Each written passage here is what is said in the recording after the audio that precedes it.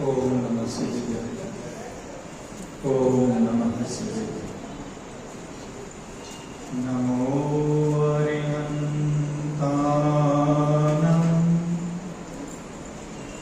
नमो सिद्धानं नमो वायुर्यानं नमो वज्रायानं नमो लोये सौवसानं ओंकारं बिन्दुसंयुक्तं नित्यं ध्यायन्ति योगिनः कामदं मोक्षदं चैव ओंकाराय नमो नमः। अविरलशब्दगणौघः प्रक्षालितसकलभूतलकलङ्काः मुनिभिरुपासिततीर्थः सरस्वती हर्तुनो दुरितम् अज्ञानतिमिरान्धानां ज्ञानाञ्जनशलाकया चक्षुरुन्मिलितं येन तस्मै श्रीगुरुवे नमः। परं गुरुवे नमः। परम्पराचार्य गुरुवे नमः। सकलकलुषविध्वंसकं श्रेयसां परिवर्धकं धर्मसम्बन्धकं भव्यजीवमनप्रतिबोधकारकमिदं शास्त्रं श्रीपद्मपुराणनामधेयम् अस्य मूलग्रन्थकर्तारः श्रीगन्धर्वदेवाः प्रतिगन्धर्वदेवाः तेषां वचोऽनुसारणासाद्य श्रीमद् रविशेनाचार्य विरचितम् मङ्गलं भगवान् वीरो मङ्गलं गौतमो गणी मङ्गलं कुन्दकुन्दाभ्यो जैनधर्मोऽस्तु मङ्गलम्। सर्वमङ्गलमाङ्गल्यं सर्वकल्याणकारकं प्रधानं सर्वधर्माणां जयनं जयतु शासनं जयनं जयतु शासनं।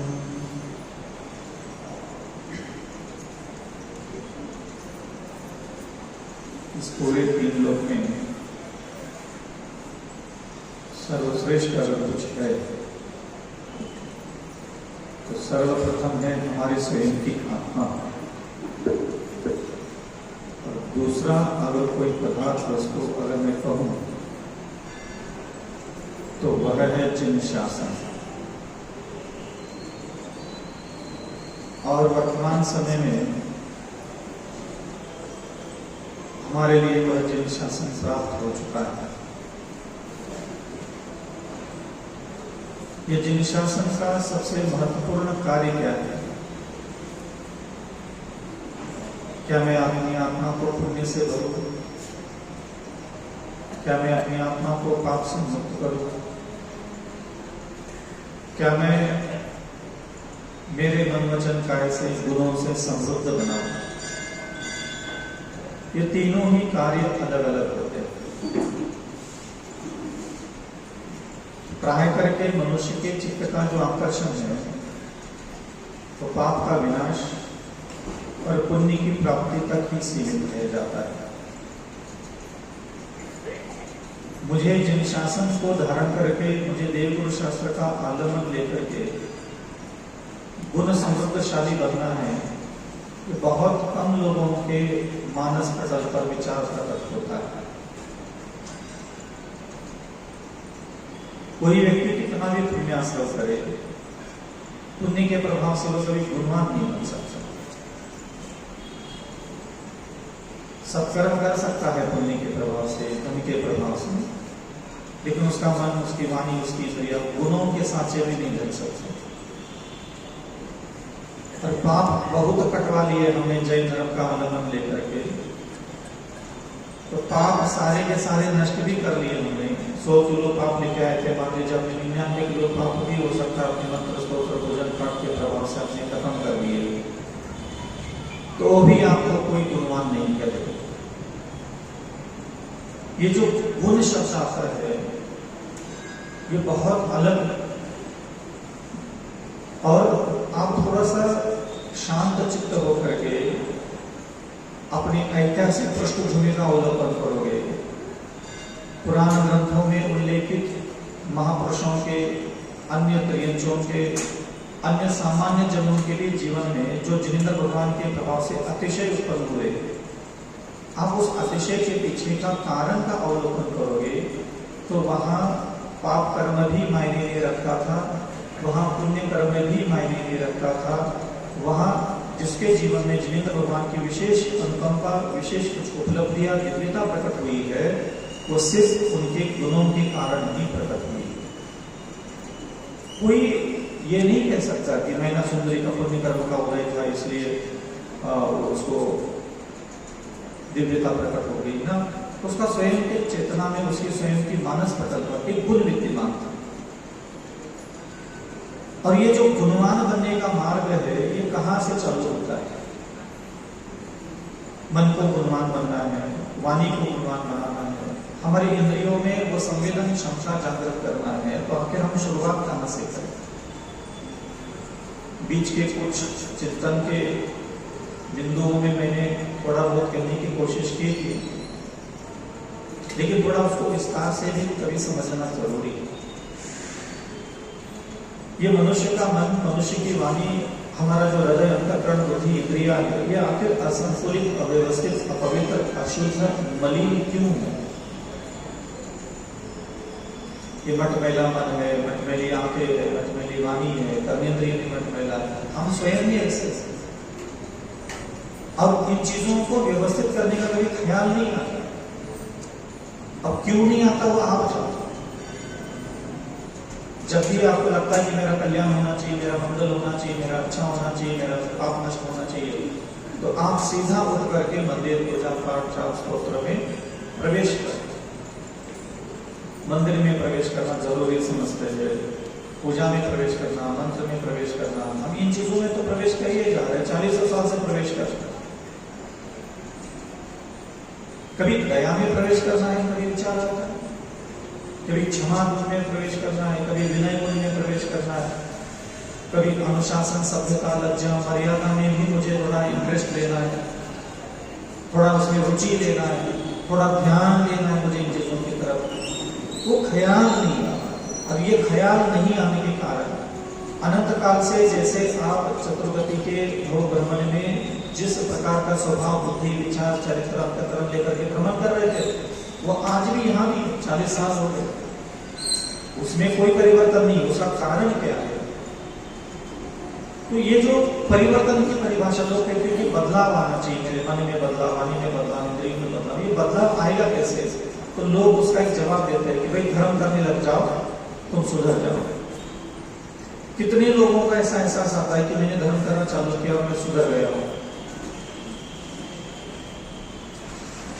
मेरा मन, मेरी वाणी, मेरे शरीर की इंद्रिया पहले से बहुत अच्छे से काम करने लगी। संभव ही नहीं। हमें धर्म को सिर्फ ईश्वर, परमात्मा और गुरु, शास्त्र, मंत्र, स्तोत्र तक ही सीमित रख दिया, जबकि उसी जिनेंद्र भगवान के द्वारा अन्य भी मार्ग, अन्य भी उपदेश, अन्य भी बिंदु साधना के बताए गए हैं। जैसे कि कोई व्यक्ति अपने घर में दूध खरीद के लाता है और बस दूध ही पी रहा है 20 साल से, उसको पता ही नहीं कि इस दूध को थोड़ा जामुन डालने से इसका मठा बनता है, उसको पता ही नहीं कि मठा थोड़ा सा मखने से, थोड़ा उसमें से मक्खन निकलता है, उसको ये पता ही नहीं कि इस मक्खन को भी थोड़ा सा प्रोसेस कर लो तो घी निकलता है।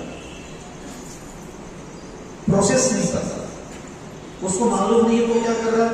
भाई उसने भैंस खरीद ली, दूध लिया, अब दूध पिए जा रहा है। तो हम आपको ये नहीं करेंगे आप दूध मत पियो, दूध कीजिए, लेकिन हम आपको ये बताने की कोशिश की रही है कि जिनेंद्र भगवान ने और भी बहुत सारी विधाएं हमारे अंतःकरण की शुद्धि के लिए बताई गई है, और उस पर थोड़ा सा अनुभव से हम कुछ बोलने की प्रयास करते हैं कि सबसे ज्यादा मन की शुद्धि, मन के अंदर जैसा हृदय, जैसा मन, जैसी वाणी, जैसे इंद्रिया भगवान हमारे अंदर देखना चाहते हैं, उसको निर्माण करने के लिए मैंने अपने जीवन में सबसे ज्यादा लाभदायी अगर कोई वस्तु, कोई स्थिति देखी तो वो है त्रियंचों के जगत में प्रवेश करना।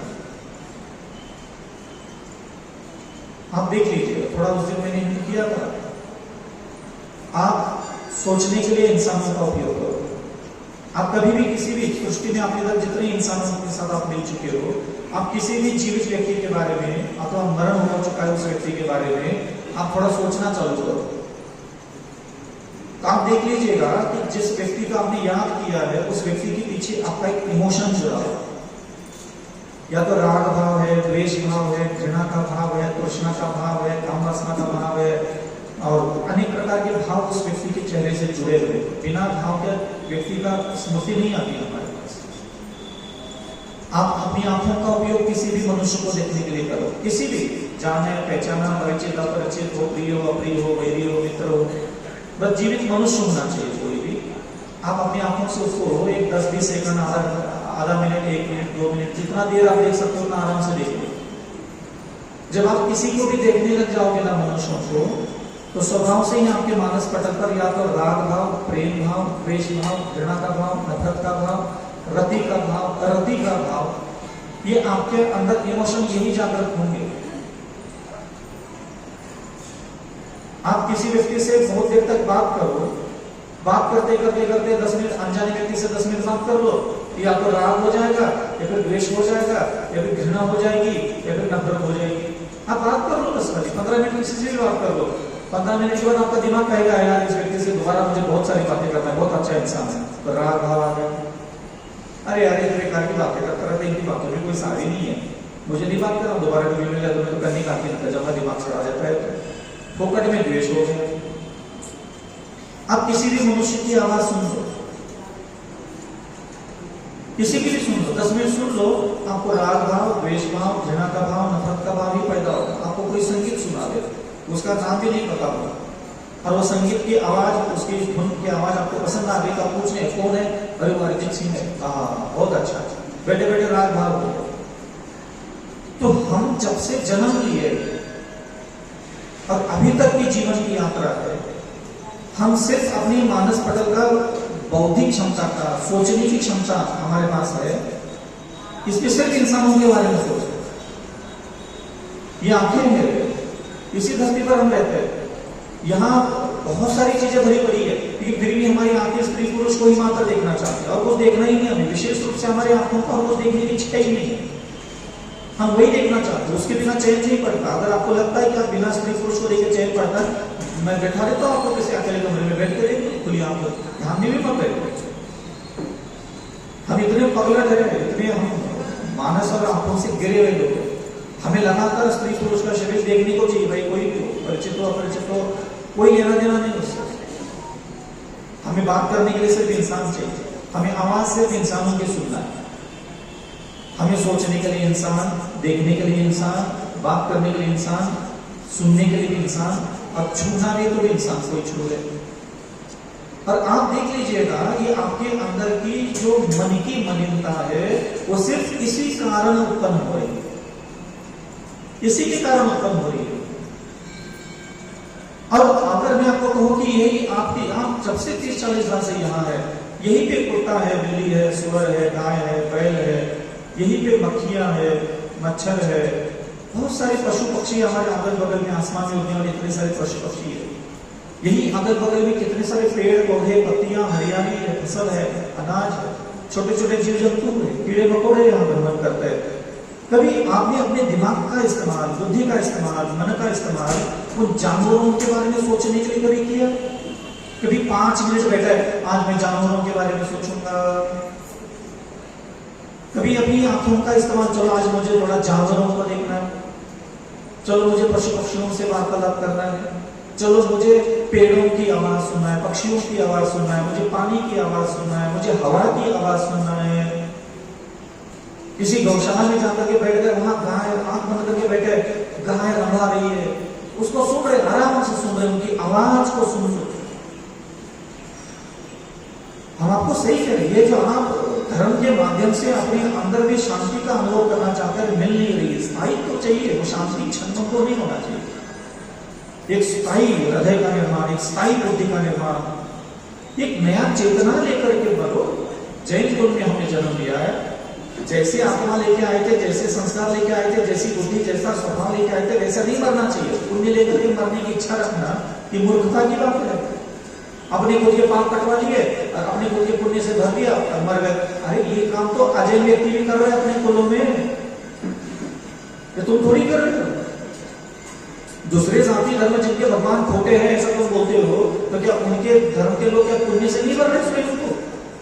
क्या वो अपने पाप नहीं कटवा रहे? कट रहे, उनके पाप भी कट रहे, उनके पास पुण्य भी आ रहा है, क्या वो स्वर्ग नहीं आ रहा है?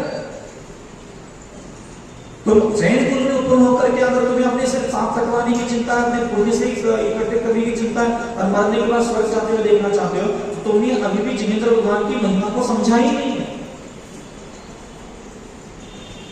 मैं ये नहीं कह रहा हूं कि तुम्हें पाप का विनाश नहीं करना है, तो पुण्य नहीं कमाना है, तो तुम्हें स्वर्ग नहीं जाना है, ऐसा नहीं है। एक चिंतन का बिंदु होता है, एंगल होता है, कथन पद्धति होती है, और उस कथन पद्धति में मैं आपको प्रेरणा कर रहा हूं कि आप अनंतों बार जन्म लिया प्रत्येक धर्म में, और वहां उस ईश्वर को मान करके पाप का विनाश किया, पुण्य से स्वयं को भर दिया और स्वर्ग कई बार जा चुके, कई बार भी अनंत बार आप स्वर्ग जा चुके, फिर इस बार भी वही खेल खेलोगे क्या? और मैं जब साधना की स्थिति में रहता था तब मुझे ये सब चीजें आती नहीं दिमाग में, यार फिर वही खेल खेलोगे, फिर वही पाप कटवाना, फिर वही पुण्य से भरना, फिर वही मरने के बाद स्वर्ग मिलना, और फिर क्या होगा? कौन सी समस्या का समाधान हुआ? मैं बहुत पुण्य कमाया, कौन सी समस्या का समाधान हुआ? मैंने बहुत पाप काट लिए, कौन सी समस्या का समाधान हुआ? मेरे प्राण चले गए, समाजीकरण हो गया, हार्ट अटैक आ गया, निकल गए, स्वर्ग में देव बन गए, कौन सी समस्या का समाधान हुआ? हूं तो स्वर्ग चतुर्गति में ही। मेरे अगल बगल में स्वर्ग में भी कोई देवी आ जाएगी, कोई दूसरे देवता आएंगे, तो वो यही कहेंगे इसके अंदर क्रोध, मान, माया, लोभ, अहंकार, कठोरता, उग्रता सब भरा पड़ा है। क्या बोल पाएगा कोई स्वर्ग के देवता मेरे बगल में आकर के? क्योंकि वो प्राप्त करने की ललक ही नहीं पैदा करता, कोई इच्छा शक्ति ही नहीं हमारे पास। तो मैंने जब साधना के समय में मैंने देखा कि मैं 22 घंटे 20 घंटे भगवान के पास बैठ रहा हूँ, 5 साल हो गए, 2 साल हो गए, कोई परिवर्तन ही नहीं, कोई बदलाव नहीं आ रहा। मेरा स्वभाव वही, बुद्धि वही, हरकतें वही, सब वही के वही। लोग भले महाराज कहते थे, लोग वही चौथा लगा रहे, उसको करे, बाकी सब काम तो चल ही रहे। मेरी आत्मा मुझे खाने लगे, मैं ऐसा नहीं करना चाहता। जैसा हो वैसा साबुदाना, बस खाली ऊपर से पॉलिश विलिश करते हैं लोग, महाराज कहे, पोस्टर करना, चिपका दे, गली गुले में सब जगह बोलने वाले बजे जुलूस निकाले, सब हो सकता है। कौन सी बड़ी बात है, चमत्कार करके दिखा रहे 2-4 बार तो सब हो जाएगा। लेकिन मैं उस तरफ ध्यान देता था कि मैं गुण के सांचे में कैसे करूं।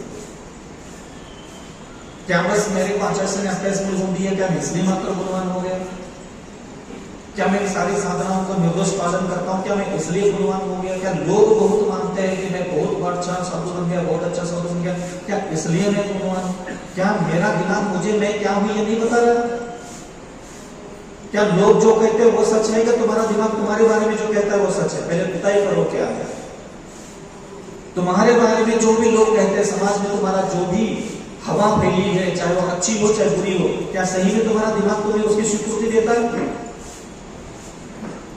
यहां से शुरुआत होता है। जनमानस के चित्त में हमारी जो छवि हमने छपा के रखी है, अगर तुम्हारा दिमाग भी उसको सच मान रहा है तो विश्वास मानो तुम करोड़ों बार जैन साहब में पैदा हो जाए, तुम्हारा कोई इलाज नहीं है। लोग क्या कहते हैं तुम्हारे बारे में, इससे कोई फर्क नहीं पड़ना चाहिए, कोई फर्क नहीं पड़ना चाहिए। निंदा करे, आलोचना करे, क्रिटिसाइज करे, टीवी पे दे दे, वीडियो पे समाचार पहुंचा दे, पॉम्फलेट छपवा दे, फर्क नहीं पड़ना चाहिए तुम्हारे पर। लोगों के बुरा कहने से और अच्छा कहने से दोनों का प्रभाव तुम पर नहीं होना चाहिए। तुम्हारा दिमाग अंतरंग जगत में आंख बंद करके बैठो, तुम्हारा दिमाग तुम्हें खुद बता देगा तुम क्या हो, कौन सी बला हो, कितना भोजन, कितना कपड़ा, कितना सोना चांदी, कितना जमीन जायदाद, कितना स्त्री का शरीर, पुरुष का शरीर, कितना अंदर से भुक्कड़ है, हम चैन नहीं पड़ती पल भर की। वही कि भाई अनंत काल से हम कैसे ऐसे ही होते, और जैन कुल में जन्म लेने के बाद भी ऐसे कैसे।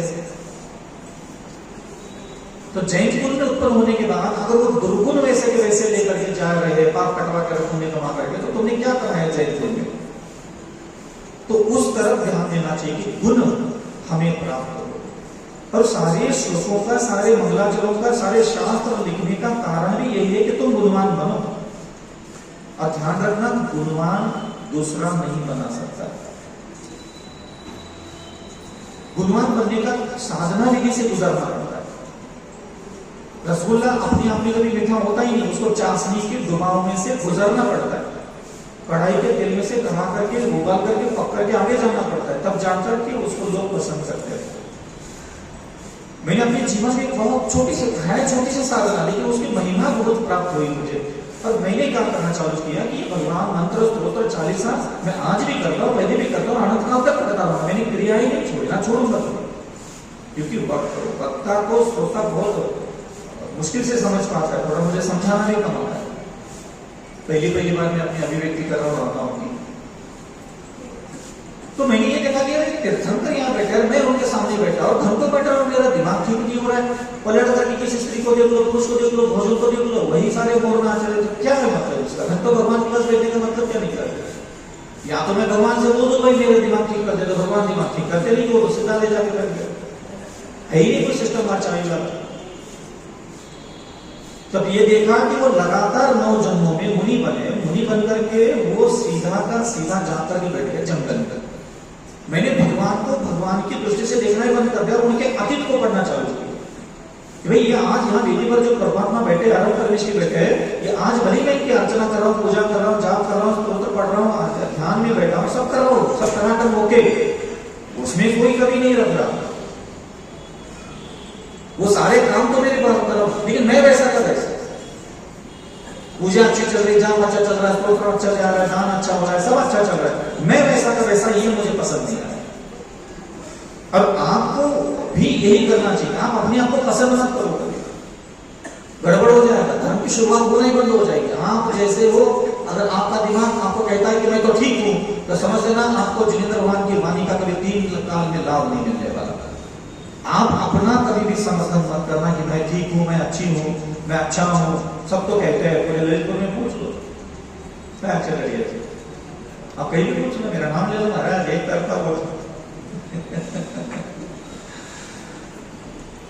इन चक्करों में नहीं, आध्यात्मिक नहीं हो, समाज में आप करिए, सामाजिक व्यवस्था है, मान सम्मान प्रतिष्ठा, एक दूसरों का विनय भाव, वो बात नहीं कर रहा है। हमें अपनी नीचे परिवर्तन की बात करना है कि इसको स्वीकार न करो। तो क्या करना चाहिए? सबसे ज्यादा लाभकारी मुझे साधना मिली, मैं बैठने लगा, भगवान के सामने बैठा या फिर एकांत स्थान में मैंने बैठना चालू किया। कुंडलपुर के जंगलों में, पहाड़ पे ऊपर कहीं जाकर के जंगल में बैठना चालू किया और कोशिश करने लगा कि प्रातःकाल के 6 से लेकर के 6:30 के 6 तक आहारचर्या के समय में भी मैं सावधान रहता, मुझे मनुष्यों का चेहरा ही देखना न पड़े। मैं आंखों की काली कठपुतली को ऐसा सांचे में ढाल दिया कि मुझे मनुष्यों के मुखमंडल को बहुत देर तक देखना ही नहीं है। पहली साधना मेरे जीवन की। 3 सेकंड देखना पड़े तो 3 सेकंड देख लो, वहां से आंसू की बिंदी हटा दो, हटाई दो वहां से। क्योंकि 3 सेकंड 4 सेकंड से जाना क्या होता है, फिर वो सुंदर, फिर वो धनवान, फिर वो गरीब, फिर वो काला गोरा, फिर वो कुछ बोलेगा तो पसंद आएगा, नहीं बोलेगा तो नहीं पसंद आएगा। तो ये रात 2 6 चौपट की लीलाएं चालू होती है, तो वो कनेक्शन ही चाहते हैं। आपको भी दिनचर्या में कोशिश करना चाहिए कि बहुत देर तक मनुष्यों के मुखमंडल को देखना ही। आप देख लीजिए, सबसे बड़ा अस्त्र लगा हमें आज देखना ही नहीं लंबे समय तक, कहीं भी खड़े रहो। दुर्गुणों से बचना है तो मनुष्यों से बचो, क्योंकि हम जितने भी ये मलिन है ना, सिर्फ इंसानों की वजह से। इंसानों के बारे में सोचना, इंसानों को देखना, इंसानों को सुनना, इंसानों को बर्बाद करना, इंसानों की आवाज सुनना, इंसानों को छूना, हम जितने अपवित्र, अमर्यादित, असभ्य, अशोभनीय, अश्लील हुए हैं सिर्फ मनुष्यों के कारण। आपको कभी लगता है यहाँ इतने सारे गाय भैंस जानवर कीड़े मकोड़े घूम रहे हैं, उनकी वजह से काम वासना, उनकी वजह से क्रोध, उनकी वजह से अहंकार, उनकी वजह से तृष्णा, उनमें कोई आसक्ति, उनके साथ आपको लगता है आपका दिमाग कभी इनके कारण अपवित्र हो रहा है, अशुद्ध हो रहा है? समझ में आ रहा है? और आपने कभी ऐसा देखा कि भगवान की वजह से आपके अंदर बहुत गुण प्रकट हो रहे हैं? नहीं, साधना सिखा रहा हूं मैं, किसी चीज की निषेध और आपको कोई बता नहीं रहा कि ये चीज जरूरी नहीं है। मैं सिर्फ इतना बता रहा हूं कि आपकी जो ढांचा है ना, वो गुणवान तब बनेगा जब आप सिर्फ जानवरों के बारे में सोचो। कभी समय दिया और आप यहां बैठिए और किसी पशु को याद करो, किसी भी पक्षी को याद करो और आंख बंद करके सिर्फ उस पक्षी को देखते रहो, सिर्फ उस पक्षी को देखो, सिर्फ उस जानवर को देखो, कुछ नहीं करना। आप देख लीजिए आपके अंदर ना राग भाव आएगा, ना द्वेष भाव आएगा, ना नफरत का भाव आएगा, ना मोह का भाव आएगा, ना कामवासना का भाव आएगा, कोई भी दुर्भाव नहीं आएगा। उल्टा क्या होगा, जितनी देर तक आप पशु पक्षियों को अपने दिमाग से याद करोगे, धीरे धीरे वो जानवर का शरीर आपके हृदय को फोड़ेगा। पत्थर जैसा हृदय हमारा, उठने में टाइम लगता है थोड़ा, और धीरे धीरे उसमें से वो करुणा के झरने फोड़ेगा, वो दया के झरने फोड़ेगा। वो आपको ख्याल दे देगा कि मुझे दाना डालो, मुझे चारा डालो, मुझे औषधि दे दो, मेरी चिंता करो। और आप मानिए पशुओं के पास कितना सुख है। आपको पता है पशुओं के पास कितना सुख होता है? एक ही लाइन मुझे आज तक समझ में आ गई, जितना मनुष्य उनको दे दे उतना ही उनके पास सुख है, उनके पास खुद का कोई भी सुख, जितना मनुष्य चाहता है। क्या भरपेट भोजन करने की व्यवस्था है उसके पास? भरपेट पानी पीने की कोई व्यवस्था है उसके पास? अपने शरीर के अंदर रोग, अनेक प्रकार के पीड़ा, अनेक प्रकार के घाव, अनेक प्रकार के एक्सीडेंट करके चले जाता है। क्या है उसके पास स्वयं का? बताओ। उसके पास तुम्हारा दिया हुआ ही सुख है। तुमने अगर उसको सुख नहीं दिया है तो किसी भी पक्षी को, किसी भी पशु को कोई सुख नहीं है। और इतना बड़ा अपने जीवन जिया, सिर्फ अपना सुख देखा, इतना बड़ा अपने जीवन जिया और क्या जान लिया इतने बड़े जीवन जी करके हम कितने दुखी है, हम कितने दुखी है। कि महाराज को बताने के लिए मरे जा रहे, भगवान को बताने के लिए मरे जा रहे, भक्तामृत स्तोत्र जी को बताने के लिए मरे जा रहे, नमोकार मंत्र को बताने के लिए मरे जा रहे, चांदखेड़ी के भगवान को, कुंडलपुर के बाबा को, पता नहीं कितने कितने कितने, फिर कचौनी वाले तो सुरासागर तो है ही, मरे जा रहे अपना बगड़ा बगड़ा बगड़ा बगड़ा बगड़ा। मैं कितना दुखी हूं, मैं कितना दुखी हूं, मैं कितना परेशान हूं, मैं कितना अंदर से टूट चुका हूं, बिखर चुका। कोई जान लो, बस जन्म से लेकर के अभी तक तुमने इतना ही जान लिया। क्या जान लिया? मैं कितना दुखी हूं, बस मैंने इतना जान लिया। तुम जानो दूसरों के दुखों को। हमारे गुरुदेव आचार्य सगर महाराज हजारों बार ये बार बार कहते थे, वही तो दूसरों की पीड़ा जानता है, वही वास्तविकता में मन होता है। अब तुम्हें उपदेश देने वाले भी बोल देते दया करो, तुम हाँ बोल देते हो। अब तुम्हारा मूड होगा, तुम्हारा जब मन होगा, तुम्हारे सामने कोई भिखारी आएगा, कोई आएगा, तब तुम दया थोड़ा काम करके अपने आप को, हाँ सर हमारा जितना फैसले कर दिया। ये मत करो।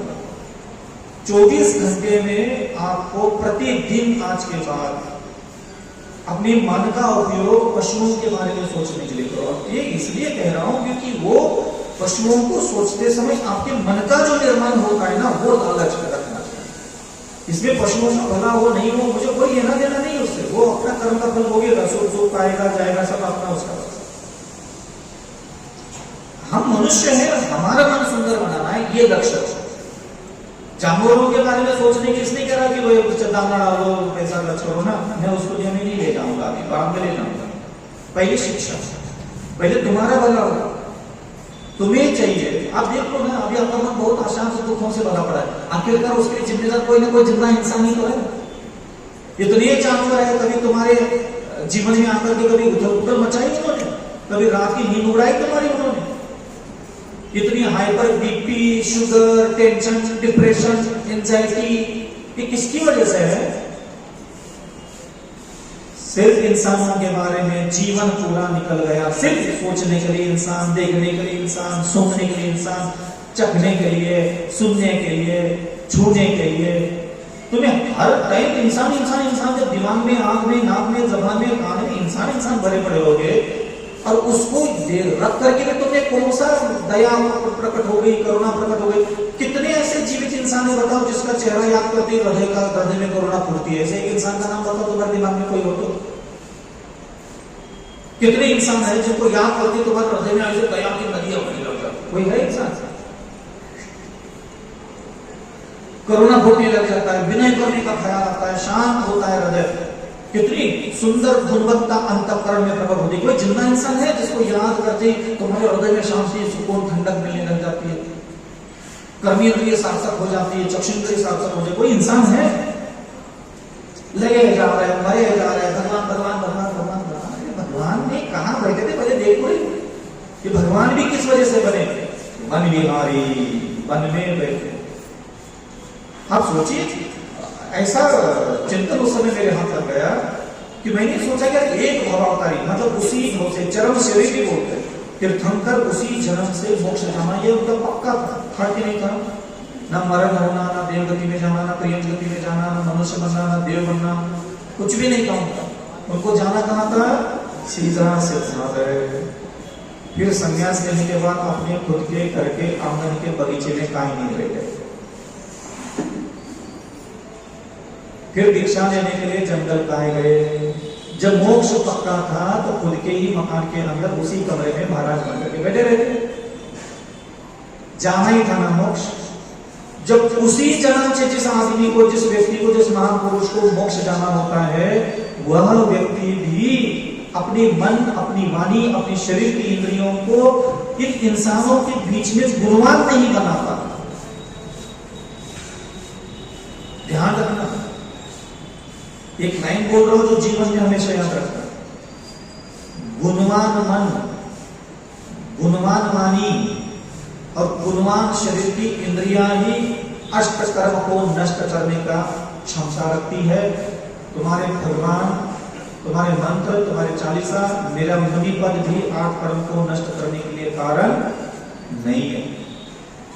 कर ही नहीं सकते कितने भी व्रत लेके मैं बैठ जाऊं आपके साथ। मैं इन व्रतों के माध्यम से मेरे मन को जितना गुणवान बनाऊंगा, वाणी को जितना गुणवान बनाऊंगा, इंद्रियों में जितने गुण प्रकट हो जाएंगे, वही गुण समृद्ध मन वचन का है मेरे अष्ट कर्म का विनाश करेगा।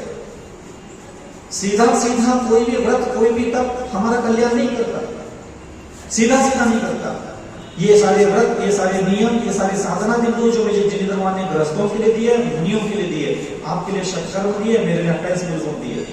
ये षटकर्म और मेरे 28 मूल गुण अगर अविचल सागर जी के मन को, वाणी को, इंद्रियों को गुणवान बनाने के लिए मदद करेंगे, सबसे पहला काम उसका वही होता है।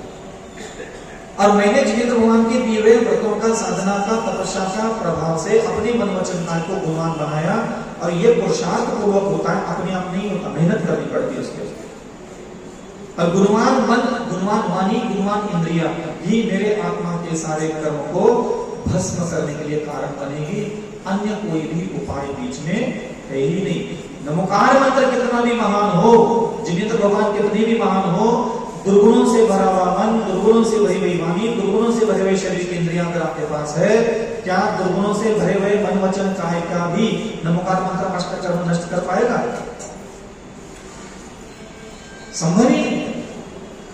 इसलिए अवलोकन करे, चित्त से अवलोकन करे।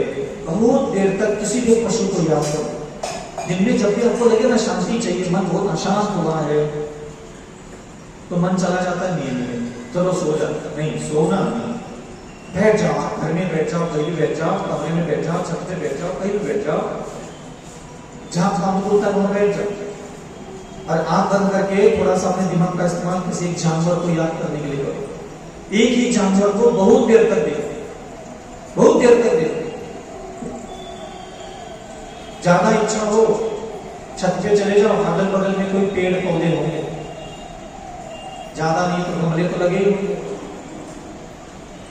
नहीं तो यहाँ आ जाना क्षेत्रफल में, पेड़ के बगल में कहीं कुर्सी डाल देना और पूरा तना, किसी एक बहुत बड़े पेड़ का तना देख लो, शाखाएं देख लो, उपशाखाएं देख लो, टहनियां देख लो, पत्तियां देख लो, उसके पुष्प देख लो, उसके एक एक पेड़ का पूरा कण देख लो।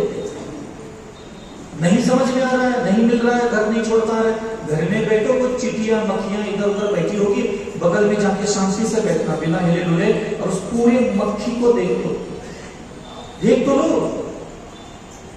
इतना बड़ा अपने जीवन जिया, अपनी किसी एक जानवर को कभी पूरा देखा? पूरा जानवर, एक जानवर को कभी पूरा शरीर देखा है, पूरा कभी आंखों का इस्तेमाल किया है? मुझे इसके पैर देखना है, मुझे इसकी पूंछ देखना है, मुझे इसका पीठ पेड़ देखना है, मुझे इसका सींग देखना है, देखने के लिए बैठे हुए।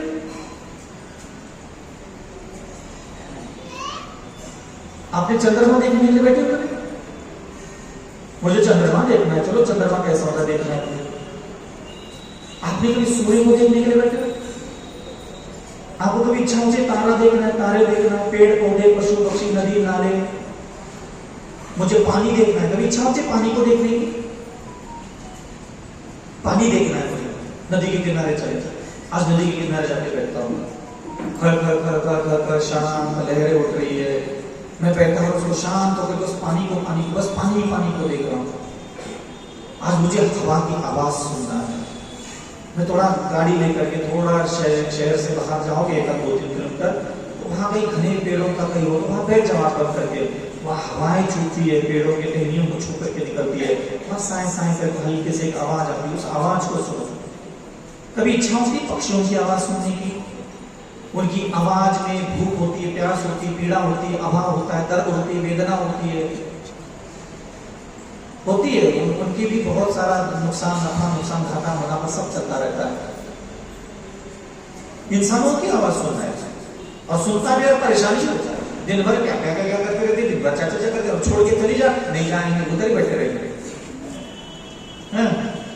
नहीं, मनुष्य की टेंडेंसी बन चुकी है कि भाई इंसानों के साथ जब तक तुम याद करोगे, इंसानों को आंखों से देखोगे, इंसानों को, चाहे तुम्हारा कितना भी बड़ा प्रेम करने वाला इंसान क्यों ना हो, वो तुम्हें अपवित्र ही करेगा, तुम्हें अशुद्ध ही करेगा, तुम्हें मलिन ही करेगा। तुम ये सोच रहे हो कि तेरे घर में गाली देने वाली सास है, जेठानी ठीक नहीं, देवरानी ठीक नहीं, ससुर ठीक नहीं, पति ठीक नहीं, इसलिए मेरा हृदय हमेशा दुखी, परेशान, अशांत रहता है, ये तुम्हारी गलत फहमी है। मैं सारे तेरे जीवन के बुरे से बुरे इंसानों को हटा दूं और उसकी जगह अच्छे स्वभाव के इंसान में रख दूं। मैं तुझे गारंटी देता हूं, तू और ज्यादा मलिन, अभद्र, अश्लील, अशोभनीय बनता चला जाए। जितना तुम अपवित्र, परेशान, तुम बुरे लोगों की वजह से परेशान जरूर होते हो, लेकिन अच्छे स्वभाव के इंसान भी अगर मैं तेरे जीवन में लाके रख दूं, तू उनसे गहरा प्रेम करेगा, गहरा मोह करेगा, गहरी काम वासना पैदा होगी। समझ में आ रहा है मैं कुछ कह रहा हूं? ये तुम्हें लग रहा है कि तुम्हारे जीवन में बुरे लोग नहीं होना चाहिए, अच्छे अच्छे लोग होना चाहिए, तुम्हारे लिए बुरे लोग एक बार वरदान साबित हो सकते हैं, वैराग्य हो सकता है। वैसा चांस है, इसलिए तेरे जीवन में बुरे लोग बने रहे। मैं तो भगवान से हमेशा प्रार्थना करता हूँ कि बुरे लोगों की वजह से एक बार गुस्से में संन्यास लेने का ख्याल आ सकता है, लेकिन ये अच्छे स्वभाव के लोग अगर तेरे जीवन में आ गए, मैं सही कह रहा हूं, तो मंदिर जाने के ख्याल तक खत्म हो जाएंगे। पूजा पाठ, स्तोत्र, मंत्रोच्चारण की जो सत्कर्म थोड़ा बहुत भी चल रहे ना, इसकी इच्छाएं खत्म होने लग जाएगी। इसलिए इंसान चाहे अच्छा हो चाहे इंसान बुरा हो, वो तुम्हें कभी भी तुम्हारे आत्मा का परिचय करा के देने के लिए कारण ही नहीं बनेगा। उसमें चांस है, बुरे इंसान की वजह से थोड़ा बहुत संभावना है, बुरे इंसान से संभावना है। ये मंदिर में जो तड़प तड़प करके घुसते हो ना, ये सिर्फ उन बुरे इंसानों का प्रभाव है। तेरे जीवन में जो दर्द भर रहा है, जहर भर रहा है, गालियां दे रहे, कूट कूट करके इधर से उधर से कुटाई करते हैं, वो जो सीने में, कलेजे में तुम्हें दर्द पाल के रखा है, उसके दर्द से मुक्त होने के लिए, सब ठीक ठाक होने के लिए, अगर जितनी गहराई में भगवान में काम होने की कोशिश करते हो, ये उसी का नतीजा है, इसी इंसानों ने दिए हुए दुखों का। यही रहते हो। और तेरे जीवन में कितने मनुष्य हैं? मुश्किल से एक मनुष्य जन्म से लेकर के मृत्यु तक अपने मानस पटल में 30-40 इंसानों के साथ जीवन गुजरता है। कोई ज्यादा मायने नहीं रखते उसके लिए। आप आंख बंद करके बैठो, आप आंख बंद करके बैठिए और तुम्हारे हृदय में जो राग, द्वेष, छल, कपट, घृणा, कामवासना, अहंकार, तृष्णा, ये जो मलिन विचार उत्पन्न हो रहे हैं, उसके लिए सिर्फ वही 20-25 इंसान जिम्मेदार है। ये कोई ललितपुर के 2 लाख और पूरे भारत के 120 करोड़ और पूरी दुनिया के 800 करोड़ ये जानवर, ये तुम्हारे आत्मा को, मन वचन काय को अपवित्र करने के लिए जिम्मेदार नहीं है। तुम सही सही बताओ, तुम्हारे मन में, आत्मा में, मन में जितने भी अपवित्र ख्याल आते हैं, वो क्या ललितपुर के 2 लाख लोगों के लिए आते हैं?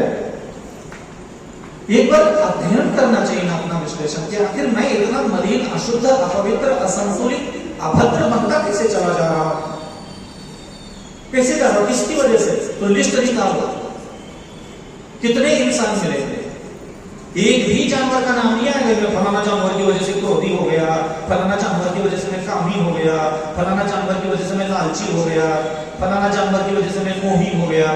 एक जानवर का नाम ले पाओगे उसमें?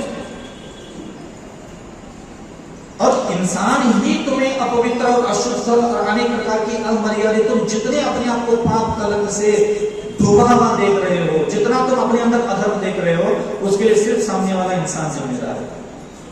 और इंसान से अब प्रत्येक इंसान, वो भी संभव नहीं है। तो मुश्किल से जब मैंने लिस्ट निकालना चालू की थी कि अविचल सागर जी के मानस पटल पर ऐसे कितने मनुष्यों की छाप प्रभाव है, अधिक प्रभाव है, जिसकी वजह से अविचल सागर जी के अंदर राग भाव, द्वेष भाव, घृणा का भाव, नफरत का भाव, काम का भाव, ईर्ष्या का भाव, द्वेष का भाव प्रकट होता है। मैंने उन सारे इंसानों के चेहरों के नाम लिखना चालू किए। समझ में? अब मैं यहाँ बैठा हूँ, मेरी भी 40-42 साल की उम्र हो गई, कहने के लिए यहाँ दुनिया में लोग हैं, दुनिया में इंसान है, दुनिया में इंसानों की भीड़ है, सब है। तो मैंने उनकी लिस्ट निकालना चालू की है और उस लिस्ट के पीछे मैंने भाव लिखना चालू किया। जैसे मैंने लिखा भाई मेरी माँ, मेरे पिताजी, मेरा भाई ना, 2-4 रिश्तेदार थे। फिर महाराज बनने के बाद भी 2-4 कारतूस मिल गए, 2-4 अच्छे लोग मिल गए, 2-4 बुरे लोग मिल गए, सब जगह मिलते हैं। हाँ, तो उनके भी नाम लिख लिया मैंने। तो सारे इंसानों के नाम लिख लिया अभी तक जिनके व्यक्तित्व का प्रभाव मेरे दिमाग पर था और मेरे हृदय से उनके लिए रात में छल कपट प्रकट होता था। उन इंसानों के मैंने 10, 20, 25, 50 नाम के लिख दिए कागज पे। अब मैंने कसम खा ली कि अब मैंने नाम लिख दिया, मानो श्रीश जैन। क्या लिख दिया? श्रीश जैन, ललितपुर क्या नहीं है? हाँ, उनके लिए मेरे हृदय में मैंने देखा गुस्सा भरा पड़ा है। होता है कई बार अनजाने में भी गुस्सा हो जाता है, पसंद ही नहीं, कभी कभी ईर्ष्या हो जाती है, आजकल बहुत बोल रहा है, बैठे बैठे ईर्ष्या आ जाती है, लेना नहीं देना, उसने मेरा कोई छेड़ा नहीं किया, ये लेना नहीं देना है, बैठे बैठे जलन पैदा हो जाती है। मैंने देखा कि हाँ, श्रीश नाम का व्यक्ति है जो मेरे हृदय में आकर के द्वेष भाव पैदा करता है। मैंने श्रीश जी का नाम लिखा और उसके नाम के पीछे मैंने उस व्यक्ति के लिए मेरे हृदय का जो भाव है वो लिख दिया। समझ में आ रही है? प्रैक्टिकल साधन बता रहा हूं कि कैसे अपने आप को कर्म के बंधन से और अपवित्र कर्मों से मुक्त करना है, उसकी विधि बता रहा हूं। स्वच्छ निर्मल शांत मन किसको कहते हैं? मैंने ऐसे कई सारे लोगों के नाम लिखे थे और उनके पीछे मैं ईमानदारी से भाव लिखने लगा कि फलाने व्यक्ति का चेहरा जब याद आता है मुझे, आता उसको देखता हूं तो काम वासना प्रकट होती है। मैंने लिखना चालू किया, फलाना व्यक्ति मेरे सामने आता है तो द्वेष भाव, नफरत भाव और नापसंद करता, तो वही सारा भाव उसके पीछे लिखा है। इस व्यक्ति के लिए मेरा ये भाव है, इस व्यक्ति के लिए मेरा ये भाव है, इस जीवित व्यक्ति के लिए मेरा ये भाव है, इस व्यक्ति के लिए मेरा ये भाव लिख दिया ईमानदारी से। मुश्किल से मेरे 43 या 44, 45 ऐसे कुछ नाम निकले थे जो अत्यंत प्रभाव का डाल रहे थे। मतलब मैं सुबह उठा, रात में सो रहा हूँ तो मेरे दिमाग में वही 25 में से कोई ना कोई इंसान आ रहा है, जा रहा है, आ रहा है, जा रहा है, खड़बड़ खड़बड़ खड़बड़ खड़बड़ तुरबुर कर रहा है। वही आकर के कभी काम वासना पैदा करता है, कोई दूसरा आकर के कभी द्वेष पैदा करता है, कोई दूसरा आकर के कभी तृष्णा पैदा करता है। ये 24 घंटे में वो 30-40 इंसानों का आना तो जरूरी था बच्चा। तो मैंने ये देखा कि मेरा संसार इन्हीं 44 लोगों को मैं अगर निपटा तो हो गए मेरा केवल यहाँ वृद्धिया सिद्धिया तो मुझे फोकट में मिल जाएगी। मैंने सोचा क्योंकि मेरे हृदय में जितना भी राग है, द्वेष है, घृणा है, नफरत है, काम वासना है, वो निश्चित चेहरे है। कौन सा भारत के ये 65 करोड़ स्त्रियों के लिए काम वासना किसके प्रभु होती है? किसी के नहीं होती। 2-4-6 चेहरे दिमाग में लेके घूमता है आदमी। समझ में आ रहा है कुछ कह रहा हूं? अरे हम लोग की कुछ नहीं, 2-4-6 चेहरे हो, ये चेहरे याद करो। कितने चेहरों के लिए तुमने किस प्रकार के भाव स्थापित किए और वो दुनिया का कोई व्यक्ति नहीं जानता तुमने किस चेहरे के लिए किस प्रकार के भाव है। समझ में आ रहा है? तो मैंने लिख दिया श्रीश जैन, अक्षय जैन, आकाश जैन। अब नाम जिसकी जानता नहीं है, नरेंद्र चुना वाला, ये पारस है, ये सबके चेहरे ये क्या, ये टेम्पररी वाले हैं, मतलब अभी अभी आए और अभी भी जाएंगे, चातुर्मास खत्म भी जाएंगे। कुछ इंसान ऐसे होते हैं कि जो परमानेंट दिमाग में बैठते, बाकी जैसे आप लोग यहाँ बैठे हो 100-200 लोग बैठे हो, आपका इतना मेरे दिमाग पे असर नहीं। जब मैं आंख बंद करके बैठूंगा तो आप 200 लोग मेरे दिमाग में नहीं आएंगे, 400 लोग, 1000 लोग, 10,000 लोग, 200 करोड़ लोग मेरे दिमाग में नहीं आएंगे। वो पर्टिकुलर 20-25 लोग होते हैं जिनके साथ हमारी आंखों की, दिमाग से, जबान से, कान से, हाथ पैर से छेड़खानी हुई है। समझ में आ रहा है? इंसान दिमाग में हावी कौन होगा?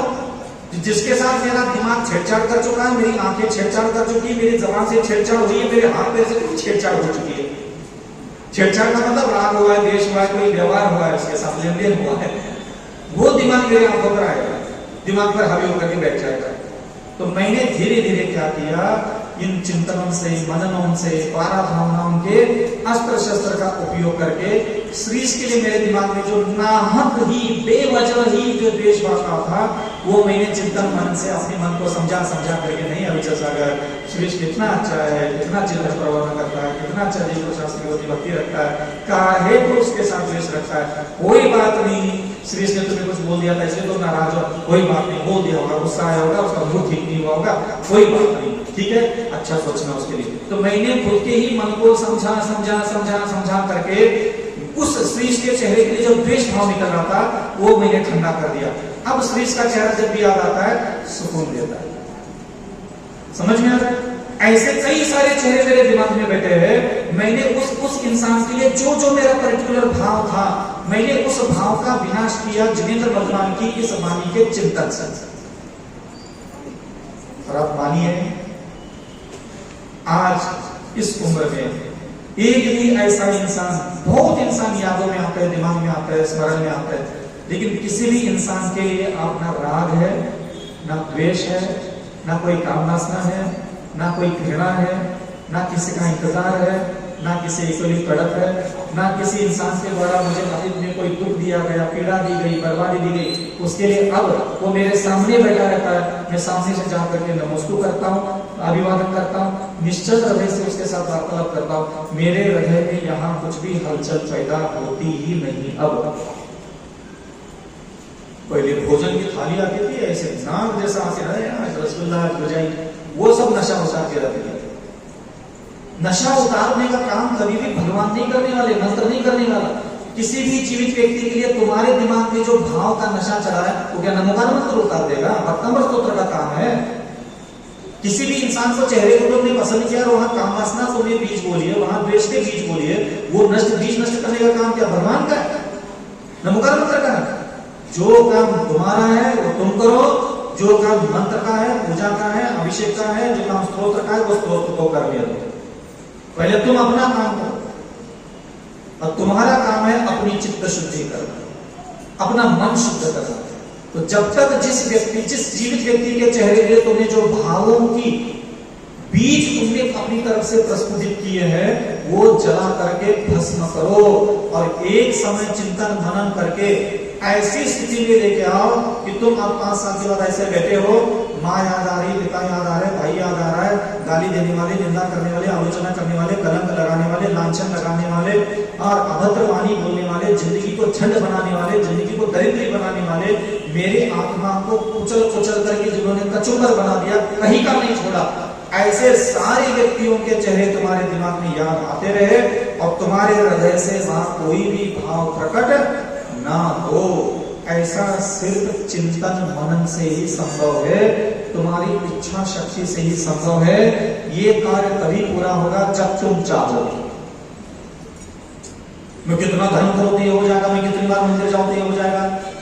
ये हरिजन भी कर लेगा, चमार भी कर लेगा, भंगी भी कर लेगा, जाट भी कर लेगा, यादव भी कर लेगा, अगर ये चिंतन सुन लेगा तो। लेकिन तू नहीं करेगा, क्योंकि तूने अपने सारे कल्याण की जिम्मेदारी सौंपी भगवान पर। मैं कुछ नहीं सोचता, भगवान करेगा मेरा कल्याण, मंगल, ये सब चीजें भगवान करेगा, मैं कुछ नहीं सोचता। तो इसलिए ये जो मन की अपवित्रता, वाणी की अपवित्रता और इंद्रियों की जो अपवित्रता है, वो सिर्फ मनुष्यों के कारण है। और आपको भगवान कहते हैं दया करो, और दूसरी जीवन की गलती कर लेते हैं। यहां हम लोग विनय करो, क्षमा करो, सरल सेवा का बात करो, मधुर वचन बोलो, अच्छे से रहा करो, ये जितनी भी जिनेंद्र वहां की वाणी हम बचपन से सुन रहे, ये हम फॉलो किसके साथ जाके करना चाहते हैं? इंसानों के साथ। समझ में आ रहा है? जितने धर्म के उपदेश है, जितने अच्छे प्रवचन देते हैं कि भाई अच्छे से व्यवहार करो, अच्छे से बोला करो, अच्छे से सुना करो, ये सारे धर्म का उपदेश हम फॉलो करना चाहते हैं जाकर के इंसानों के साथ, और वहां वो फॉलो कभी संभव ही नहीं है। यही सबसे बड़ा गलती हो गई। टेक्निकल तरीके से कुछ चीजें हमें समझना होती है कि हमें जब भी इच्छा हो जाए अपने हृदय को, मन को, बुद्धि को, अंतःकरण को ठीक करने की, सीधा चले जाओ जानवरों के पास, जाओ गौशाला में जाके बैठो, किसी जगह पक्षी अभयारण्य हो तो वहां जाके बैठो, कभी जंगल में जाके बैठो, कभी नदी के किनारे जाके बैठो तो सही। कभी दरिद्रियों की बस्ती में जाके बैठना चाहिए, बैठना ही चाहिए, उसके बिना मन सुंदर नहीं बनेगा।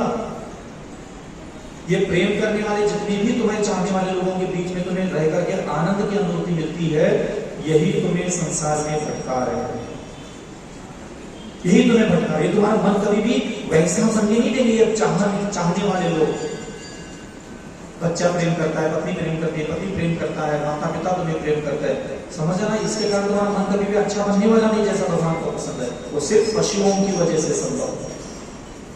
आप किसी भी जानवर को खुली आंखों से 10 मिनट देखने का इच्छा करो, यही सामने गेट के सामने वो गौशाला चलती ना, वहां जाओ, कुर्सी डाल दो, चुपचाप बैठना, चुपचाप बैठना। किसी भी एक गाय को ले लो, वहां सिर्फ उस गाय को 10 मिनट देखना है, देखना वो भी शांत आंखों से देखना है, ठंडी आंखों से देखना है। उसका पैर कटा हुआ है, पूंछ कटी हुई है, पैर गिर सकता है, उसको देखो, अवलोकन को, उसका घाव, उसका दर्द, उसकी पीड़ा, उसकी वेदना, उसको देखो 10 मिनट। आप देख लेना, आपके अंतःकरण में दया के, करुणा के झरने फूटेंगे।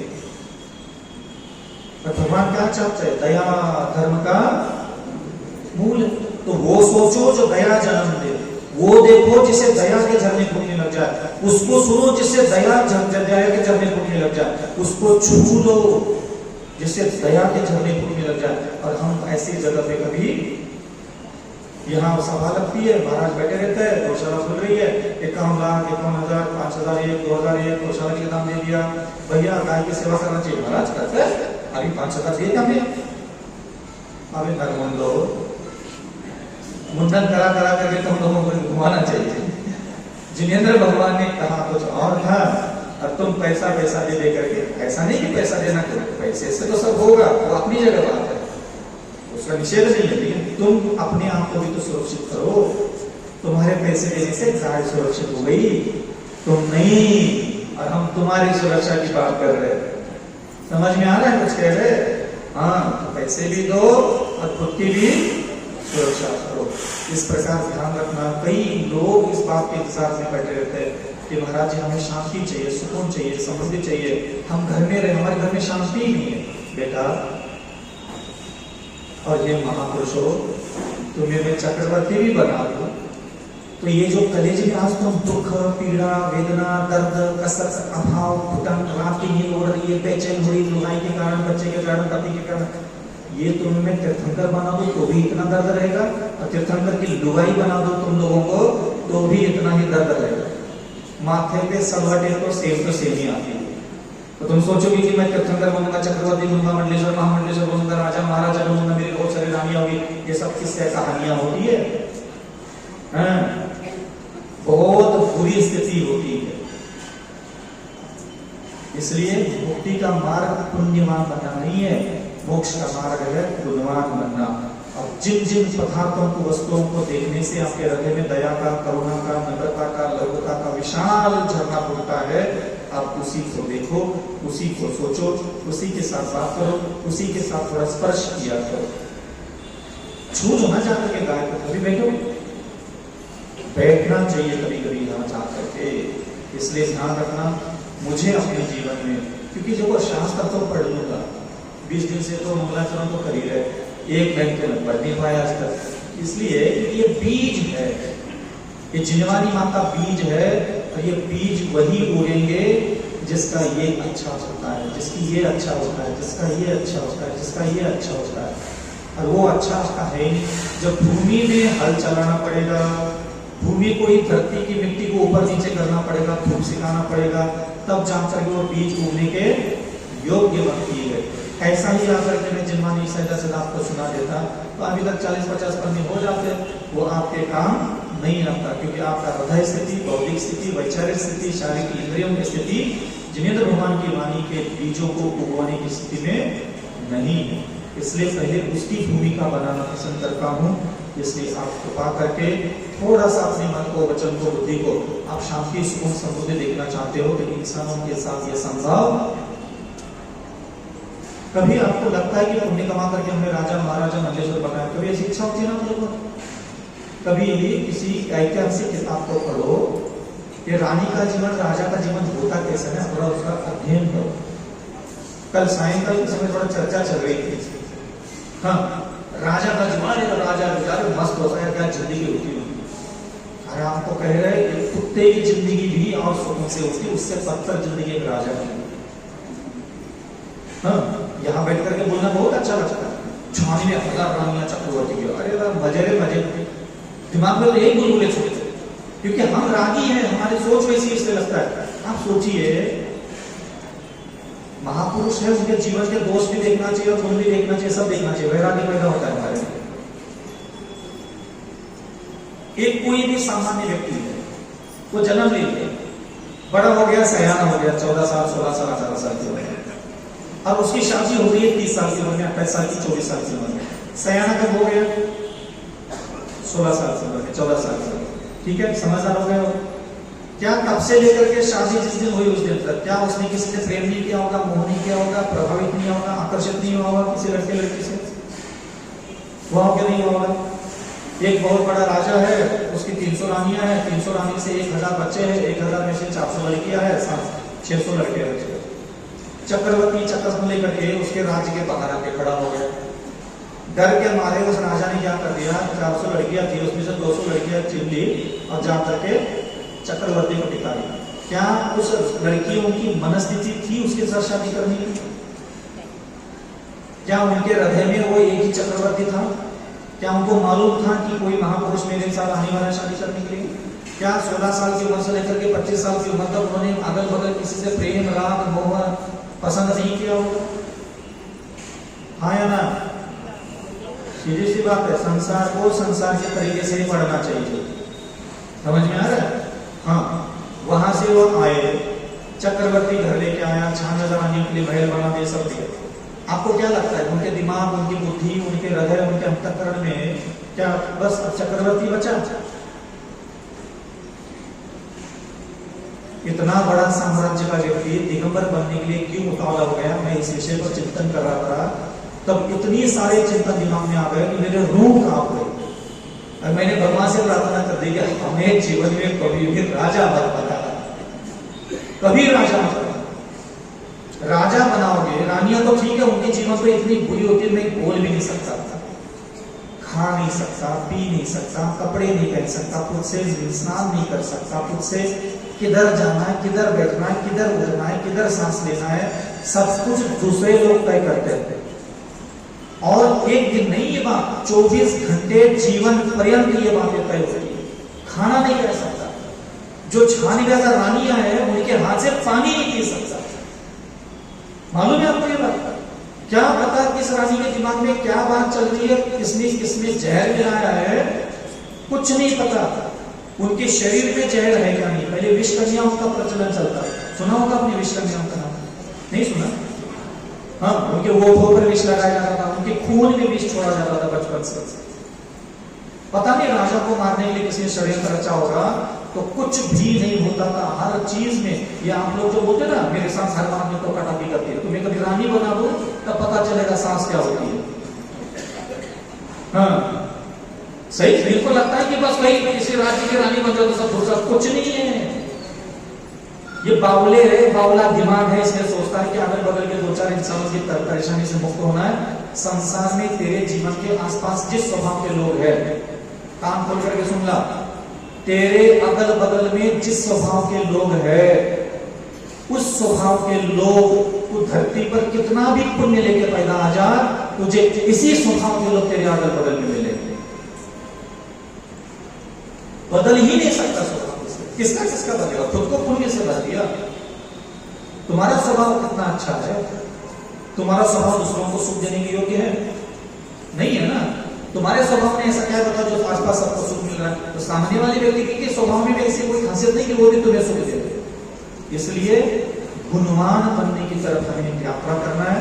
और गुणवान बनने का जो मैंने पहला बिंदु सामना कर लिखा, पशु पक्षी, 1 इंद्रिय, 2 इंद्रिय, 3 इंद्रिय, 4 इंद्रिय, 5 इंद्रिय जो पशु पक्षी है, मैं उनके बारे में सोचने के लिए कभी बैठता हूँ, मैं उनको देखने के लिए बैठता हूँ, मैं उनकी आवाज सुनने के लिए बैठता हूँ, मैं उनसे बात करता हूँ, और मुझे जब भी लगता है मौका मिलता है मैं स्पर्श जरूर करता हूँ दया का। क्योंकि जानवर को कितनी देर भी स्पर्श करो, करुणा के अलावा कुछ पैदा नहीं होगा। जानवर को कितनी भी देर देखो, दया करुणा के अलावा कुछ पैदा नहीं होगा। लेकिन आप किसी भी परिचित अपरिचित किसी भी इंसान को देख लो, बस अनजाने व्यक्ति को भी 2 मिनट तक देख लो कहीं भी बैठ करके, राग द्वेष छल कपट घृणा कामवासना के अलावा और कुछ भी प्रकट नहीं होगा। इसलिए आप जो अशुद्ध हो, अपवित्र हो, असभ्य बनते चले जा रहे हैं, जो लब से ज्यादा पाप कर्म अगर आपके आत्मा में बंद हो रहा है तो सिर्फ मनुष्यों के कारण। कृपा करके सोचने के लिए कम इंसानों का उपयोग करो, देखने के लिए कम इंसानों का उपयोग करो, सुनने के लिए कम इंसानों की आवाज सुनने की इच्छा रखो, बात कम करो इंसानों से और छूना भी कम करो इंसानों से, और ज्यादा से ज्यादा दिमाग, आंख, नाक, कान, जबान, हाथ पैर का इस्तेमाल जानवरों के बारे में सोचना, जानवरों के बारे में तो देखना, जानवरों के साथ वार्तालाप करना, जानवरों की आवाज सुनना, बस ये करो, 2-4 दिन करके देख लो, हल्का हल्का सा लगेगा और फिर ऐसा सुंदर हृदय बन जाएगा किसी का, तो ऐसा दया से भरा हुआ, करुणा से भरा हुआ, परोपकार से भरा हुआ, दूसरों की पीड़ा को अपनी पीड़ा मानने लग जाएगा आपकी चेतना। तब जाकर के जब पूजा करोगे, जाप करोगे, स्तोत्र करोगे, देव दर्शन करोगे, उसका रंग जो चढ़ेगा अद्भुत चढ़ेगा। तो इंसानों के काटने से, जहर से भरे हुए इंसानों, हाँ इंसानों के जहर से तो भरे हो, तो थोड़ा सा इंसानों से दूरी रहो। ज्यादा प्रेम, ज्यादा चिंता तुम्हें तकलीफ दे रही, इसलिए ज्यादा सोचना जानवर, ज्यादा देखना जानवर। नेशनल जियोग्राफी आती है ना, चैनल आता है, जानवरों के बारे में खा रहे दूसरे को, देखो थोड़ा सा, देखो दया के अलावा कुछ नहीं पैदा होगी, देखो तो सही, दया ही दया खूब भरी पड़ी है। देख लो या बैठ करके, पलट करके पीछे वाले इंसान को देख लो, ठीक से देख ही नहीं पाओ, पीछे अपने पीछे जो बैठा उसको देख लो, मेरा दोस्त देख के देख लो एक बार, और 10 मिनट देख लेना होगा तक होता होगा। राग द्वेष घृणा नफरत, यही लीला चलती है। आपको हमारी बात समझ में आ रही है? हाँ, इसीलिए तीर्थंकर अपने महल पर दिगंबर रूप लेकर के नहीं बैठे, उन्होंने अपने आप को उसी भाव से मोक्षाना तो भी कहा लेके गए, वन में लेके गए। तो जहां दुखी लोग रहते हैं, अभावग्रस्त रहते हैं, अनाथालय है, वृद्धाश्रम है, पशु पक्षियों का उपचार स्थान गौशाला है, यही एक ऐसा स्थान होता है जहां तुम्हारी मन की सुंदरता, वाणी की सुंदरता, इंद्रियों की सुंदरता निरोग स्वस्थ होती है। वहां कोई भी इंद्रियां उत्तेजित नहीं होती, वहां संकुचन में आती, समेटने लग जाती है। और जिन्हें तो भगवान जैसा हृदय, जैसी बुद्धि, जैसा अंतःकरण चाहते वो यही लोग निर्माण कर सकते हैं और कोई निर्माण नहीं कर सकता। इसलिए प्रभु कृपा, मंत्र कृपा सब हमें प्राप्त हुआ है। हमें अपना धरती, ये जो अंतःकरण है, हम चक्षु इंद्रिय मन है, इसको जिनेंद्र भगवान की शिक्षा के लायक बनाइए, ये जरूरी होता है। इसलिए वन विहारी मुनि महाराज जंगल में ही रहते हैं, जंगल में इंसान को छोड़कर के बाकी सब रहते, करोड़ों जानवर, करोड़ों पक्षी, करोड़ों कीड़े मकोड़े सब चल जाएंगे, एक इंसान नहीं चलेगा। जहां इंसान की गंध आ जाए, पेड़ों की पक्षियों की आवाज भी आ जाए, आदमी का दिमाग में घंटियां बजने लग जाती है। इसलिए हजारों लाखों करोड़ों अनंत यहाँ आसपास पशु पक्षी है, और जन्म लेने से लेकर के अभी तक तुमने सोचने के लिए उन जानवरों के लिए कभी अपने दिमाग का इस्तेमाल नहीं किया, कभी तुमने अपनी आंखों का इस्तेमाल जानवरों को बहुत देर तक देखना इसके लिए नहीं किया, उनकी आवाज सुनना है, मुझे इसकी इच्छा कभी प्रकट नहीं हुई, मुझे जानवरों को स्पर्श करना है दया से, ये कभी भी भाव तुम्हारे पास कोई दया भैया है नहीं, उसको छू करके थोड़ा दया अंदर पैदा कर लो। समझ में आ रहा है? कितने भी अंदर दया है, तुम जाके दया करो, 2 कौड़ी की भी दया नहीं है, तो उसके बाद जा, वो खुद तेरे को दया से भर देगा। उसमें दया है इसलिए मत जाना, घमंड लेके मत घूमना दलदलियों में, तुम्हारे पास कोई दया दिया है दया नहीं है। उनको देखोगे, उनको सोचोगे, उनकी आवाज सुनोगे, उनको स्पर्श करोगे, जितना ज्यादा समय आप ये करोगे उतना तुम्हें वो दया से भर देंगे। तुम्हारे हृदय को अपवित्रता से किसने भर दिया? इंसानों ने, के जानवरों ने? तुम जितने भी आज अशांत, अपवित्र, अशुद्ध, पाप से भरे हुए महसूस करते हो, उसके लिए जिम्मेदार कौन है? अब घर जाकर के क्या करोगे?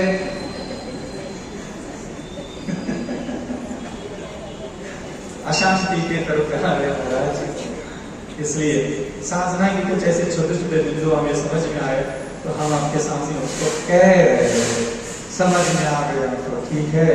नहीं समझ में आया तो हमारे पास तो हमारी विद्या है ही, हम उसको देख करके पालन करके हम अपनी आत्मा को मन वचन काया को गुणवान तो बना ही रहे।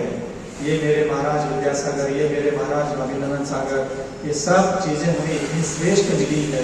सुधा सागर महाराज जैसे महातपस्वी भी हमें मिले, लेकिन आज हम आंख बंद करके बैठते हैं तो जैसे हम हैं वैसे ही खुद को महसूस करते हैं। भले हमारे भाग्य में गुरु है, भगवान है, शास्त्र है, मंत्र है, जैन कुल हमारे भाग्य में है, लेकिन हमारे हृदय में, हमारे स्वभाव बुद्धि आंख नाक में सबके सब अपवित्र अशोभनीय चीजें भरी पड़ी है, और उनका विनाश आप किसी मार्ग से कर सकते हो। ठीक है, बस हमें तो भूख लगी है, हम तो जा रहे हैं। चलो आप लोग तो ऐसे ही बैठे रहोगे, किसी को कोई जिज्ञासा हो तो पूछ लो। समझ में आ रहा है? मेरी बातें समझ में आ रही है? कहीं कोई पॉइंट तो अटक नहीं? वकील साहब बड़ा सा मार दो अंग्रेज नहीं, वकालत होना चाहिए तीक्ष्ण बुद्धि से। इसलिए ध्यान रखना, हृदय के निर्माण सिर्फ भगवान मंत्र स्तोत्र पढ़ने से हृदय की सुंदरता उत्पन्न होती है, ऐसा नहीं है। शुरुआत करो आप चांदोरों से, आपको मंत्रों से मंत्रों से कभी भी अंतःकरण की सुंदरता का अनुभव नहीं प्राप्त होगा। ये बात लिख के रखें, प्रैक्टिकल साधना यही है। अगर ये नहीं होता तो जिनेंद्र भगवान वन में क्यों गए थे? उसी भाव से मोक्ष आना था तो अपनी पत्नियों के घेरे में बैठे रहते दिगंबर रूप लेकर? नहीं, मन का निर्माण, वाणी का निर्माण, इंद्रियों का निर्माण, हृदय का निर्माण, बुद्धि का निर्माण, स्वभाव का निर्माण पशु पक्षियों के द्वारा ही संभव है। इसीलिए सारे तीर्थंकरों के चिन्ह भी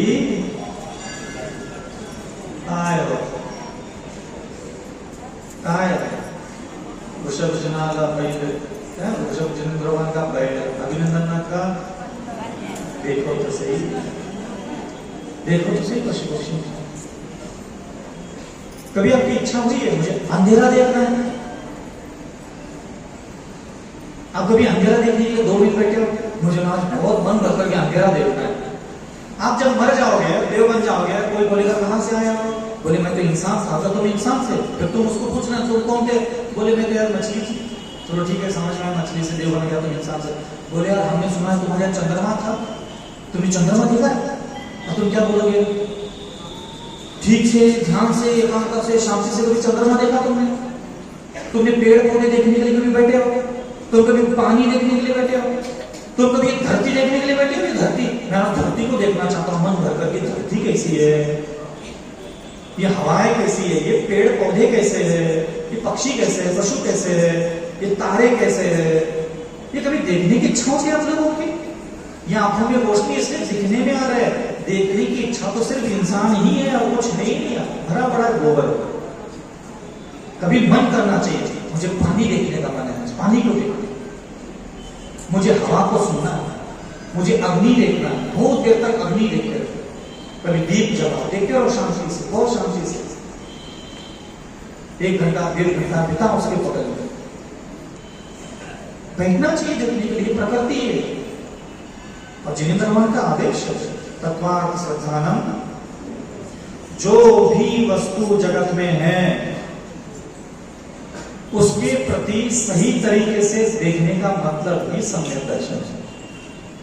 दिखाई लगे जा रहे, मरे जा रहे, स्त्री देख रहे, पुरुष देख रहे, बस कर जाओ, कुछ है ही नहीं दिमाग में, आंख नाक कान सब उसी की आवाज, उसी की देखना, उसी के साथ बात करना, उसी के लिए सोचना, और फिर आकर के अभिनंदन भगवान का चुका दो, बहुत दर्द है, बहुत दुख है, बहुत परेशानी। परेशानी की जड़ क्या है? खुद है। इसलिए वैभवशाली वो जीवन, 96,000 रानियां, मुकुटबंद 32,000 राजा जिसके चरणों में बैठे थे, वो दिगंबर बनने की इच्छा क्यों हुई? कोई मन की प्रसन्नता में दिगंबर बनना चाहता है क्या हुआ होगा ऐसा? आप कभी ढूंढने लग जाओ तो पता चलेगा किसी भी शास्त्र में वो बुरी बातें नहीं लिखी जाती।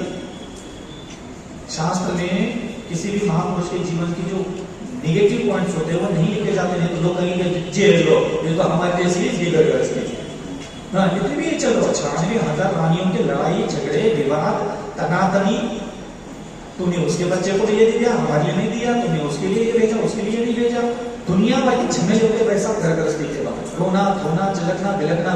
96,000 रानियों के 5-5 बच्चे भी पकड़ दो तो 5 लाख बच्चे, अब क्या बाप पहचान लाता होगा 5 लाख बच्चों को, एक पेट में, एक कोख में, एक कंधे पे, ये गुल्ली डंडा खेल रहा है, एक शिकार करने के लिए गया, एक इधर ब्याह कर रहा, एक की नाती पोती हो गए, अभी ये इधर से पीछे से लाइन लगी है।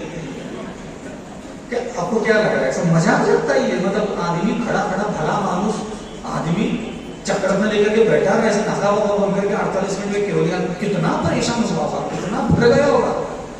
आदमी दिगंबर साधु बनने के लिए तब तैयार होता है जब अंदर तक दुख भरता है, भाई साहब यहाँ तक भरा पड़ा रहता है। समझ में आ रहा है ना? कोई मजे मजे में शौक शौक में कोई मोक्ष जाना ऐसी खुशी में नहीं चाहता। कौन सा व्यक्ति मूर्ख है जो खुशी खुशी में मोक्ष जाना चाहता है?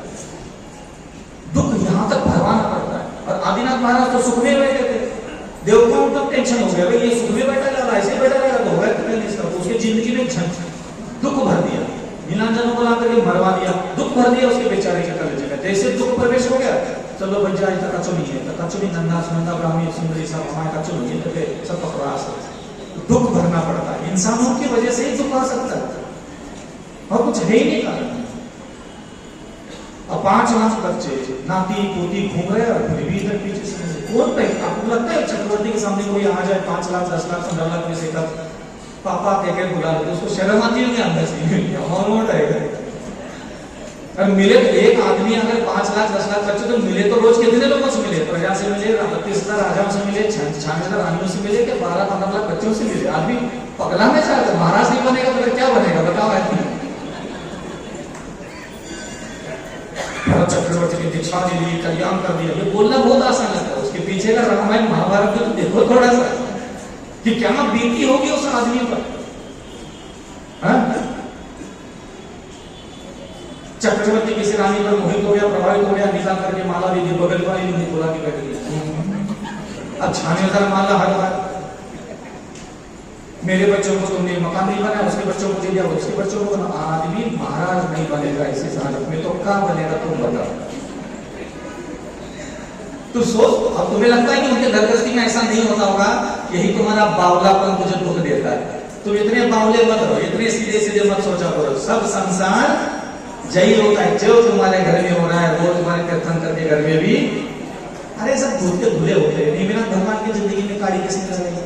बेचारो ब्याह करने के लिए जा रहा था, मेरी राजू राजू पत्राचार लव लेटर तक लिख के भेजा था उसने, कलेजे में, फेफड़े में, किडनी में, आंकड़े में, सांसों में, ख्वाबों में राजू बेटी मेरा नेमी कुमार। महीना 2 महीना 1 साल से बिल्कुल साकर पड़ा, क्या बोलते उसको, सगाई भी हो गई, सब हो गया, पत्राचार हो गया। उस समय पेंटिंग से चित्र बना करके एक दूसरे को दिखा देते, मैं इतनी सुंदर हूँ। उनके दूध जाते थे दिखाने के लिए, हमारी राजू इतनी सुंदर है, नेमी कुमार इतना सुंदर है।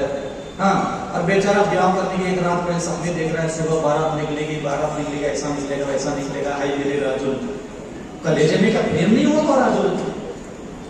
जा रहा है बेचारा ब्याह करने का, कितना खुश हुआ होगा, क्या क्या सपने देखे होंगे उसने बेचारे ने कलेजे। और कृष्ण भगवान ने, तुम्हें लगता है तुम्हारे घर बैठे, जाओ तीर्थंकर बन के बैठो, तेरी बगल में बैठा नारद दिल्ली लेकर के बैठे, कौन से पाप हमने किया? तो उन्होंने कौन सा पुण्य नहीं किया था बताओ? तीर्थंकर ने इस पूरे ब्रह्मांड का सर्वोत्कृष्ट पुण्य लेके धरती पर जन्म ले लिया, उससे बड़ा पुण्य तो किसी के पास भी नहीं होता। उसके बगल में बैठे पत्ती लगाने वाले, तूने कौन सा, तेरे बाप ने कौन सा हिमालय जाके तपस्या की, नदी अच्छे सांस मिले, अच्छा ससुर मिले, अच्छा पति मिले, अच्छी पत्नी मिले। वो तो 9 जन्मों तक मुनि बन करके बैठे आए, तो उनकी जिंदगी में इतनी पत्ती लगाने वाले बैठे, तूने कितनी बार साधु बना धारण किया? ये तो भक्तंबर में मरी जाए, जितना ज्यादा दुखड़ा, इधर जितनी ज्यादा जोर से आवाज आती है ना भक्तंबर में, समझना उतनी बड़ी बत्ती लगी उसकी जिंदगी। मैं अगर बैठा रहता हूँ, 1-8 घंटा बिल्कुल साइलेंट चलता है, मध्यम आवाज में एक बंदा ऐसा कोई आ जाता है, एक बना इधर के फाड़ करके उधर, वो आदिनाथ भगवान को ऐसा कर रहा है, इतना भरा पड़ा है दुखों से, इतनी जिंदगी झंड हो चुकी है उसकी, वो ऐसा आमंत्रण दे रहा है कि तू आ जा, नहीं तो मैं तो मर ही जाऊंगा। तो उसकी आवाज से समझ लेता हूँ ये बेचारा बहुत कुट करके भरा पड़ा है अंदर से। समझ में? आप इस गांव की किसी 200 करोड़ के मालिक को उठा करके भक्तामृत स्तोत्र पढ़वा लो और किसी ठेले वाले को उठा करके भक्तामृत स्तोत्र पढ़वा, दोनों की टोन में आवाज में अंतर देख लेगा। ये ऐसा लगेगा कि पत्थर फोड़ ही रहा हो, फाड़ करके निकल भरा पड़ा है उसका कलेजा दुखों से, और उसका उसको मौका मिलता है भड़ास निकालने के लिए भगवान पर, तू ही है, तारेगा, मारेगा, काटेगा, फिरेगा, उत्थान करेगा, सब तू ही है। वो कुछ नहीं करेगा, वो तो मौज मस्ती करेगा। इसलिए एक सुव्यवस्थित शिक्षित जीवन जीना भी जरूरी होता है। इसलिए आप ऐसा मत समझो कि हमारे जीवन में दुख है, ये महारथी भी उन्हीं चीजों से परेशान है जिन चीजों से तुम परेशान हो। तुम्हारी जमीन जायदाद के लड़ाई झगड़े नहीं है, जिनके खुद के पिताजी भगवान हैं। बापू साहब बैठ करके समोसरम में दुनिया भर के अहिंसा, सत्य, चरित्र, अकिंचन नहीं है, मेरा नहीं है, सब उपदेश दे रहे। उनके खुद के दोनों मोड़ा मोड़ी जमीन जायदाद प्रॉपर्टी के लिए मरे कर रहे हैं। तो घर घर की जय कहानी है। तुम सोचोगे कि उनके जैसा पुण्य मिल जाएगा तो सब ठीक हो जाएगा। ये नशा दिमाग से उतार दे, ये हृदय का दर्द, कलेजे की कसक, ये अभाव, ये पीड़ा, ये वेदना, ये रात की नींद उड़ना, ये सब जगह कितना भी पुण्य लेके आओ, ये कभी खत्म नहीं होगा। इसी शहर में कई सारे वृद्धाश्रम चल रहे हैं, गौशालाएं चल रही है, इसमें 10-20 मिनट जाना चाहिए। ऐसा नहीं कि आपने वृद्धाश्रम के लिए दान दिया तो बस फुर्सत हो गई, नहीं। जो भी यहाँ वृद्धाश्रम बन रहा है, सुना है हमने, भोजनालय चल रहा है, वहां जाके बैठना चाहिए आधा घंटा, मत दो पैसा। अमित प्रिय है कोई, वो बैठते हैं, उनको बोलना भी हम पैसा नहीं देंगे, हम रोज आकर के बैठेंगे, बैठे तो है, हम पैसा कुछ नहीं देंगे, आके बैठेंगे। आप बैठो, आपका हृदय, बुद्धि, विचार सुंदर बनते हैं वहां बैठे, वो लोग खुद बनाएंगे तुम्हारा।